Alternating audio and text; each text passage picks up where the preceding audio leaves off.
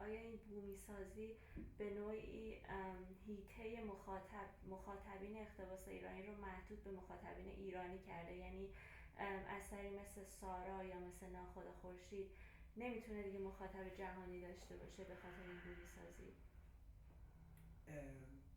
خیلی نمیشه روی این به نظرم با تاکید این رو گفت. آیا مثلا داشتن و نداشتن هاوارد هاکس ربطی به داستان همینگوی داره که به نظر من خیلی مربوط نیست بهش. اما اگه داشته باشه آیا اون یک فیلم مثلا جهانیه؟ به نظر من داشتن و نداشتن هاکس فیلم جهانی نیست. فیلم بسیار دوست داشتنیه، فیلم بسیار ارزشمندیه، من از محبوب ترین فیلم های منه، ولی فکر نمی کنم فیلمی باشه که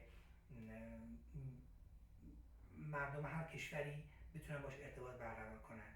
برای اینکه اون فیلم یک فیلم کاملا بومیه، یک فیلم کاملا امریکاییه. من وقتی ناخدا خورشید رو نگاه میکنم در درجه اول احساس میکنم که یک اثر خودبسنده است، نه اثری وابسته. داشتن یا نداشتن همینگوی به زبان فارسی نیست، بلکه یک اثر کاملا بومی شده است.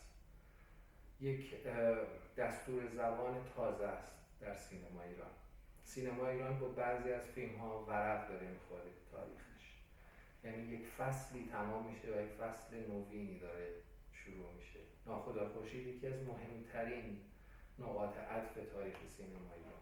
داشتن و نداشتن آقای همینگوی، شما ببینید هاوارد هاکس با این داستان چجوری روبرو میشه و ناصر تقوایی در ناخدا خورشید به چه شکلی روبرو میشه؟ در واقع ارتباطی، یعنی ناخدا خورشید خیلی بیشتر به همینگوی مربوطه تا فیلم هاکس.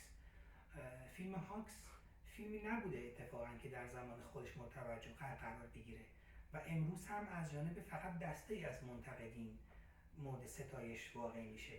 حتی به زعم یک تعداد قابل توجهی از علاقه‌مندان سینما بدون اینکه بخوان دچار یک خودشیفتگی بشن و یک نگاه ناسیونالیستی داشته باشن و از یک هنرمند ایرانی به یک شکل افراطی بخوان دفاع بکنن، معتقد هستن ناخدا خورشید به مراتب فیلم موفق‌تریه نسبت به داشتن و نداشتن هاوارد هاکس. من خیلی ارزش یک اثر رو به شناخته شده بودنش نمیدونم.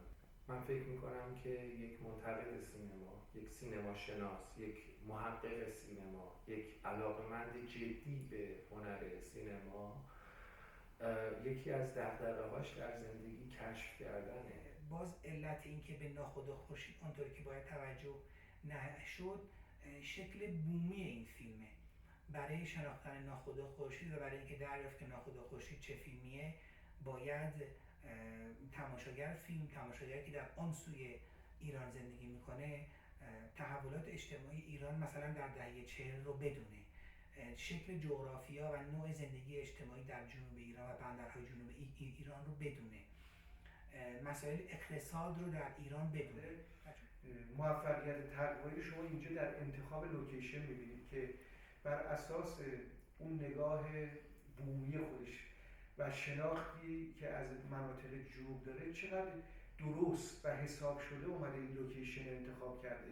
وقتی میره سراغ اقلیم‌های کمتر شناخته شده ایران ناصر تقوایی، یعنی داریم اینو بومیش میکنیم، توی یک جغرافیای تازه تعریف میکنیم با یک تاریخ پر سرگذشت، پر از خرافات، پر از قصه ها و افسانه. همین دست به دست هم میده و ناخدا خورشید رو به یک اثر موندگار اصلا تاریخ سینما تبدیل میکنه، نه سینمای بعد از انقلاب بلکه کلیت تاریخ سینما. این اصلا غلو نیستش.